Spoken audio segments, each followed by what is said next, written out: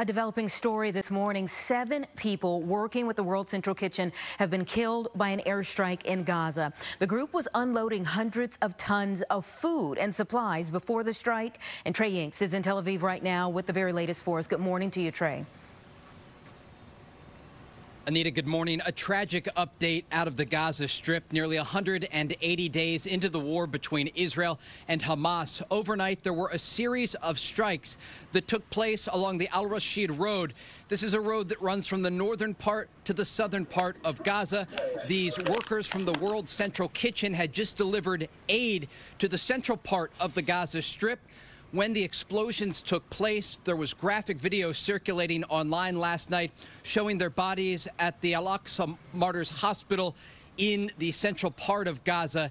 It is just a devastating story for aid workers in Gaza who have been working around the clock to try and get desperately needed supplies to Palestinian civilians who have largely been cut off since this war began.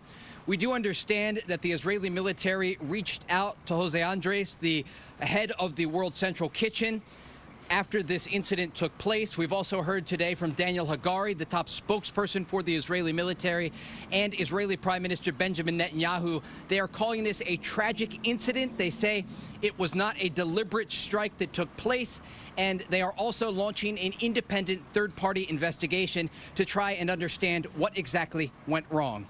Anita? I was certainly going to ask whether they thought that this was a targeted incident or not, but you did answer that. What will the impact then be? Because there was so much conversation about even trying to get aid to folks with a humanitarian crisis. What happens now?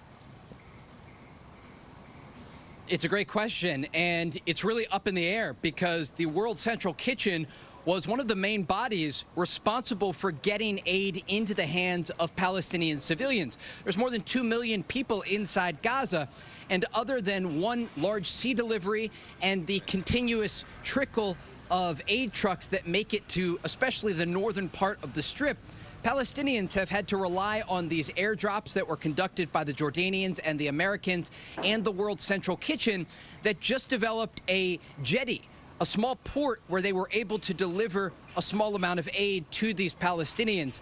There was also reportedly a shipment on the way from Cyprus. That shipment has been turned around, understanding that the World Central Kitchen has now had to suspend operations inside Gaza as this tragic investigation is underway. Yeah, Anita? Such a volatile region, and a lot of lives are at stake. Thank you so much for your reporting. Appreciate it.